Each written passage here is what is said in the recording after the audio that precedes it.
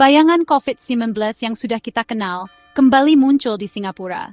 Virus yang sempat mereda kini kembali menjadi ancaman nyata bagi masyarakat. Beberapa minggu terakhir di bulan Mei 2025 ini, kasusnya kelihatan naik lagi. Ini tandanya virus ini masih jadi tantangan kesehatan buat kita semua. Meskipun banyak yang sudah divaksin, lonjakan kasus ini menunjukkan bahwa kita tidak boleh lengah. Singapura, yang terkenal dengan sistem kesehatannya yang bagus dan cara penanganan pandeminya yang teliti, sekarang lagi menghadapi gelombang infeksi baru. Rumah sakit kembali sibuk dan tenaga medis bekerja tanpa henti untuk merawat pasien. Pihak berwenang terus memantau situasinya dan siap mengubah cara penanganan kalau ada info baru. Break Time 05. Mereka bekerja keras untuk memastikan keselamatan dan kesehatan masyarakat tetap terjaga. Untungnya, karena banyak yang sudah divaksin, banyak yang sudah pernah kena jadi punya kekebalan, dan obat-obatannya makin canggih, kita jadi lebih kuat menghadapi virus ini. Vaksinasi massal dan pengobatan yang lebih baik memberikan harapan baru. Tantangannya sekarang adalah bagaimana kita tetap kuat, apalagi ada varian baru virus dan kekebalan tubuh kita bisa menurun seiring waktu. Penelitian terus dilakukan untuk memahami dan melawan varian baru ini. Perjuangan kali ini bukan lagi soal menghilangkan virusnya sama sekali, tapi lebih ke bagaimana kita bisa hidup berdampingan dengan aman. Adaptasi dan kehati-hatian menjadi kunci utama. Jadi kita harus hati-hati, siap sedia, tapi tetap berusaha hidup normal sebisa mungkin. Dengan kerjasama dan disiplin, kita bisa melewati masa sulit ini bersama-sama.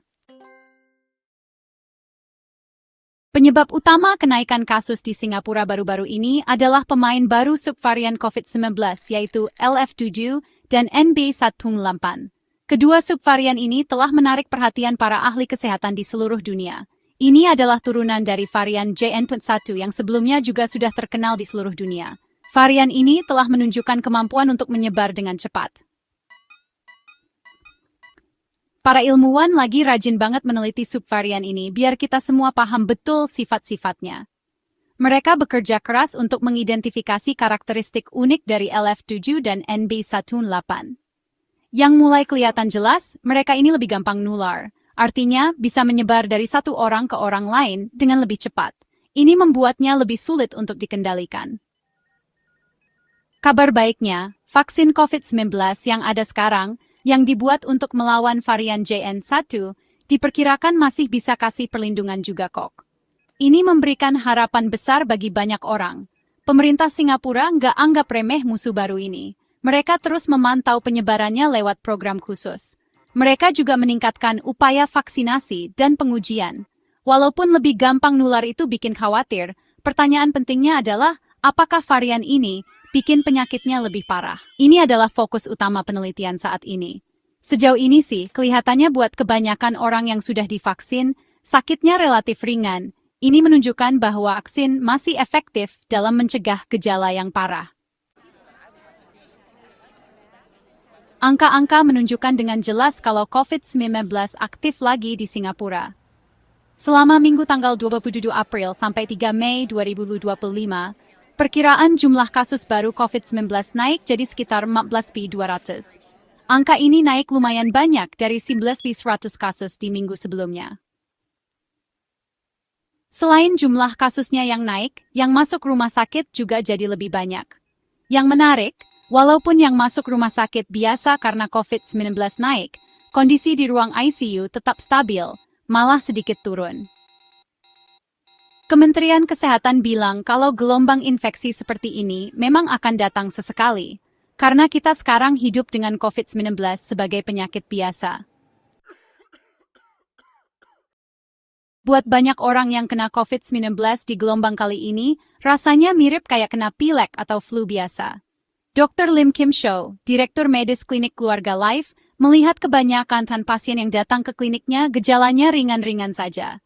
Biasanya gejalanya seperti demam, pilek, dan sakit tenggorokan. Sakit kepala dan rasa capek banget atau lemas otot juga sering dilaporkan. Pola penyakit yang lebih ringan ini, apalagi kalau dibandingin sama gelombang pandemi sebelumnya yang lebih parah. Ini pengamatan penting dari dokter-dokter yang langsung menangani pasien. Walaupun gejalanya umumnya ringan, penting buat kita nggak lengah, karena ringan buat satu orang bisa jadi tetap bikin lemas banget. Dan buat orang yang rentan, infeksi pernapasan apapun bisa lebih berisiko. Salah satu penyebab utama kenaikan kasus COVID-19 di Singapura saat ini adalah karena kekebalan tubuh masyarakat yang mulai menurun. Seiring waktu, perlindungan dari infeksi sebelumnya atau vaksinasi bisa pelan-pelan berkurang. Yang bikin masalah kekebalan menurun ini makin rumit adalah karena makin sedikit orang yang mau ambil vaksin booster COVID-19. Sifat dari varian LF7 dan NB18 sendiri juga punya peran besar karena mereka lebih gampang nular. Selain itu, karena kita sudah makin jauh dari masa-masa gawat pandemi, wajar kalau orang-orang jadi lebih santai soal jaga diri. Kenaikan kasus sekarang ini jadi pengingat, walaupun hidup sudah banyak kembali normal, virusnya masih ada di sekitar kita, dan kebiasaan pencegahan dasar tetap penting.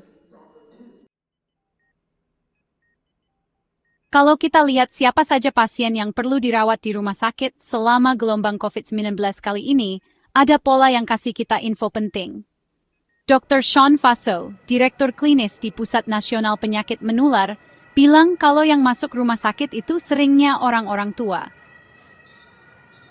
Selain usia, banyak pasien COVID-19 yang dirawat di rumah sakit punya masalah kesehatan lain sebelumnya. Ini menunjukkan betapa pentingnya melindungi kelompok rentan ini secara khusus, termasuk dengan vaksinasi terbaru, dan segera cari bantuan medis kalau mereka ada gejala infeksi. Data soal yang dirawat di rumah sakit, terutama ciri-ciri pasiennya, bantu memperbaiki pesan kesehatan buat masyarakat, dan menekankan lagi pentingnya waspada dan jaga diri buat orang tua dan yang punya penyakit bawaan di Singapura. Menanggapi situasi COVID-19 yang terus berubah dan munculnya varian baru seperti LF7 dan NB18, pihak kesehatan Singapura kembali menegaskan anjuran yang jelas soal vaksinasi. Saran utamanya adalah buat orang-orang yang berisiko tinggi kena COVID-19 parah, pastikan vaksinasinya sudah yang paling baru. Ini termasuk menerima dosis tambahan vaksin kira-kira setahun setelah dosis terakhir mereka. Kelompok-kelompok yang menurut Kementerian Kesehatan berisiko lebih tinggi, dan karena itu sangat dianjurkan buat dapat dosis tambahan ini, sudah jelas siapa saja. Selain kelompok yang rentan ini, pihak kesehatan juga menyarankan vaksinasi buat orang-orang yang mungkin bisa menularkan virus ke mereka. Prinsip dasar dari strategi vaksinasi ini adalah perlindungan aktif. Tujuannya untuk memperkuat pertahanan tubuh orang-orang yang paling butuh. Para dokter dan tenaga medis di seluruh Singapura ada di barisan depan menangani gelombang baru infeksi COVID-19 ini, bekerja tanpa lelah untuk memastikan keselamatan dan kesehatan masyarakat. Dan pengalaman mereka kasih kita info berharga langsung dari lapangan, memberikan wawasan yang sangat penting. Dr. Lim Kim Show, Direktur Medis Klinik Keluarga Life, menekankan kalau petugas kesehatan di Singapura umumnya menangani kasus COVID-19 mirip seperti penyakit pernapasan biasa lainnya, misalnya flu. Mereka terus memantau perkembangan dan memberikan perawatan terbaik. Dr. Lim juga mengulang kekhawatirannya soal kekebalan yang menurun karena sedikitnya yang ambil booster, yang bisa berdampak pada peningkatan kasus di masa depan, terutama di kelompok berisiko tinggi seperti lansia dan mereka dengan kondisi kesehatan yang sudah ada sebelumnya. Dr. Chua Guan Kiat dari Klinik dan Bedah juga berbagi pengamatannya. Menyoroti pentingnya deteksi dini dan penanganan cepat, dia bilang banyak pasien kaget waktu tahu mereka positif. Ini menunjukkan bahwa banyak orang masih kurang waspada. Reaksi ini menunjukkan anggapan umum kalau pandemi sudah lewat, padahal virus ini masih ada di sekitar kita. Ini artinya perlu terus ada edukasi ke masyarakat soal COVID-19 yang sekarang sudah jadi penyakit biasa, namun tetap perlu diwaspadai. Peran para dokter bukan cuma mengobati, mereka juga berperan sebagai pendidik, tapi juga memberi edukasi dan semangat. Membantu masyarakat memahami pentingnya tindakan pencegahan, membimbing masyarakat bagaimana menjalani fase hidup berdampingan dengan virus ini secara bertanggung jawab dan aman, memastikan kita semua tetap sehat dan terlindungi. Saat Singapura menghadapi lonjakan terbaru COVID-19 ini, yang disebabkan varian LF7 dan NB118, jalan ke depannya bergantung pada gabungan arahan resmi dan tindakan kita masing-masing. Kementerian Kesehatan terus menganjurkan pendekatan berlapis untuk pencegahan. Salah satu anjuran penting adalah agar masyarakat menggunakan alat tes mandiri kalau merasakan gejala yang mirip COVID-19. Walaupun aturan wajib masker di mana-mana mungkin sudah nggak ada, anjuran untuk pakai masker di situasi tertentu masih sangat penting. Pada akhirnya, menjalani fase hidup dengan COVID-19 sebagai penyakit biasa ini butuh rasa tanggung jawab bersama, di mana tindakan setiap orang ikut menentukan kesehatan kita semua.